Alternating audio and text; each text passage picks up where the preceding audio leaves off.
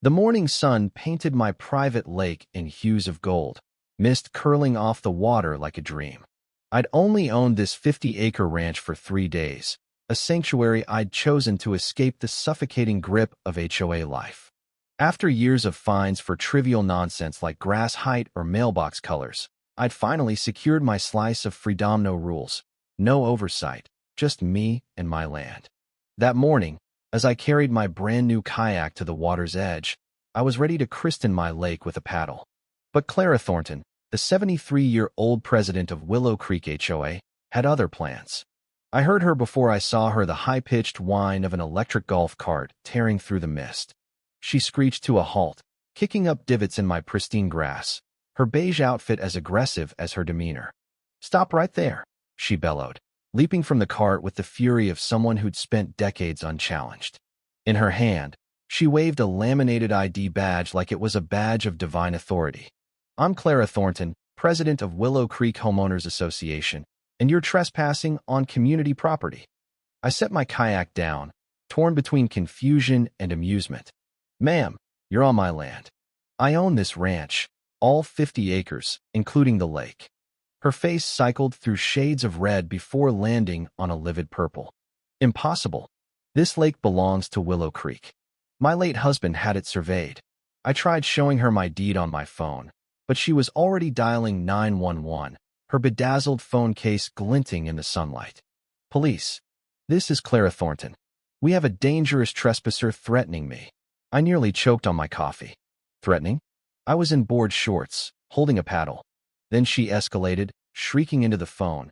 "He's got a weapon," pointing at my kayak paddle, "and he's stealing our community kayaks." There were no community kayaks. My kayak still had its price tag. This woman was either unhinged or running a con.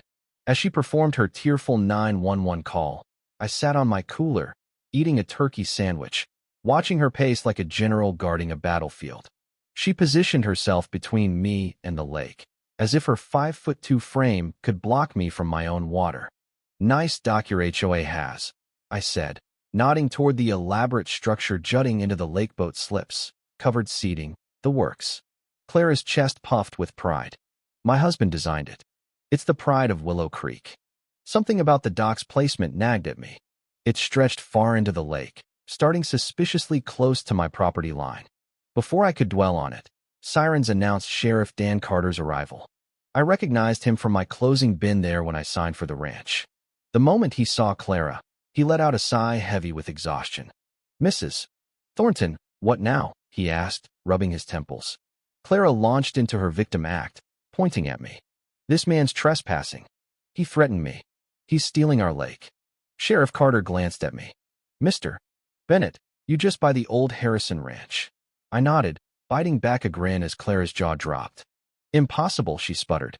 "The lake's ours. We have a dock. We've used it for 20 years. Carter shook his head. "Ma'am, Mr. Bennett owns the lake.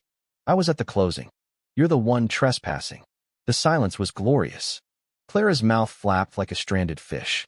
"But we have easement rights," she squeaked. I raised an eyebrow. Funny, because I checked. No easements.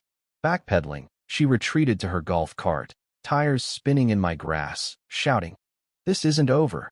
My nephew's a lawyer." Carter warned me she'd called the sheriff's department 47 times in 2 years. Persistent didn't cover it. After they left, I launched my kayak, but the dock gnawed at me. It was too close to my property line, too brazen. Paddling past, I noticed a sign. Willow Creek Private Dock, residents only. Why was Clara so territorial if she believed the lake was hers? The next morning, she returned with half the HOA board in a convoy of golf carts, like a geriatric militia. Clara led the charge, clutching a thick folder, her posse in matching Willow Creek polos. From my deck, coffee in hand, I watched her march up, waving her papers. "Mr. Bennett, I have proof Willow Creek owns the lake." "Interesting," I said, not moving. "Want coffee while we discuss?" She faltered, then snapped. "I don't drink with trespassers." One board member, a timid woman named Susan, whispered, "Clara, maybe we should," but Clara silenced her.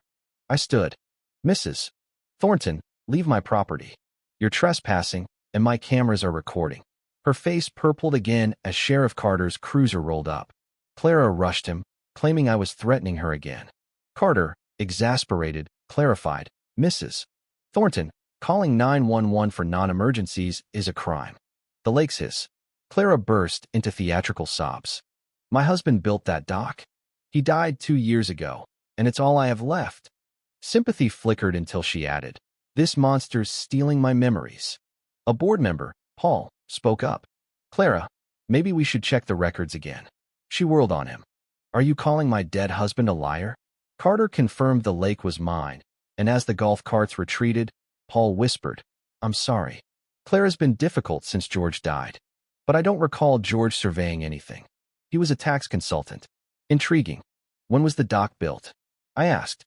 Paul glanced at Clara, now sobbing in her cart. 2019, maybe 2020. Clara said George got permits, but he trailed off as Clara barked for him to leave. Then I noticed a paper one of them dropped a crude survey, clearly fake, dated 3 days ago, labeling the lake a Willow Creek asset. Clara wasn't just mistaken, she was forging evidence. Carter lingered. "Clara's been trouble for years. That dock appeared 3 years ago, no permits. She claimed George handled everything, but after he died, she got obsessive. Check the permits. Something's off." A quick online search revealed a litany of complaints against Clara: harassment, lawsuits, even a blog called Surviving Clara. One post read, "She drove out the Wilsons after they questioned dock finances." Another warned, "Don't cross her about the lake. She's ruthless." I scoured the county database for dock permits. Nothing. The dock was illegal, built without authorization. Did Clara know? What else was in that folder? My old college buddy, Jake Larson, arrived the next day, survey gear and donuts in tow. "Clara Thornton?" he laughed. "She's the HOA dictator. Tried to sue me for malicious surveying when I told her she couldn't build a gazebo on someone else's land." As we walked to the lake, he recounted how Clara hired him in 2019 for a dock survey, but he warned her the site was on private property ranch. She screamed, threatened his business, and months later, the dock appeared, no permits. Jake's survey was damning. The dock extended 35 feet onto my land, with only its walkway on HOA property. They'd cleared trees, built a beach, and installed a pump house to siphon my lake water for their lawns, all illegal. Satellite images showed a calculated encroachment, starting small in 2018 and expanding by 2020. Jake documented 7 violations, warning, "This'll go to court." Clara never backs down. A cease and desist letter arrived the next day from Thornton and Associates, Clara's nephew, a rookie lawyer. It accused me of trespassing, harassment, and causing Clara emotional distress, demanding I stop all lake activities and respect their historical rights. Clara had CC'd every homeowner, the board, and even the governor's office. Then my neighbor texted a link to Willow Creek's Facebook page, where Clara posted a zoomed-in photo of me kayaking, captioned, "Dangerous anti-HOA extremist threatens our community." Comments tore her apart. "Clara, is this why you called an 11 p.m. meeting?" One read. Another posted county maps proving the lake was mine, only for Clara to delete it. Screenshots spread anyway. At the county office, Clerk Sarah confirmed Clara had demanded they fix the records, accusing her of forgery when shown 1960 plat maps. Sarah handed me Willow Creek's HOA files, including a 2019 dock permit application denied because it was on my land. An invoice from Bayview Landscaping, not a licensed dock builder, showed Clara personally paid $30,000 cash. HOA records revealed a $50,000 lake maintenance withdrawal, with $20,000 unaccounted for. Clara had pocketed HOA funds while funding the illegal dock. Sarah whispered, "She's done this before." In 2015, she and George moved a fence onto a neighbor's land. They dropped their lawsuit after vandalism and a sick dog. Nothing was proven, but the pattern was chilling. That night, Clara emailed me, CCing the board, threatening criminal charges and to reveal embarrassing information about me unless I complied within 24 hours. Extortion, plain and simple. My lawyer, Mark Reynolds, was thrilled. She just handed us a gift. Save everything. At Anderson and Reed's office, Mark laid out our plan. Demand the dock's removal, pursue fines up to $200,000, and notify every homeowner of their liability. Notices went out, sparking chaos. Clara called an emergency meeting, labeling me a terrorist threat. Residents revolted, board members quit, and Jake's cousin, Ryan, revealed Clara offered him $20,000 to forge a backdated permit recorded on his phone. "Nobody needs to know it's new," she'd said, ranting about me destroying George's memory.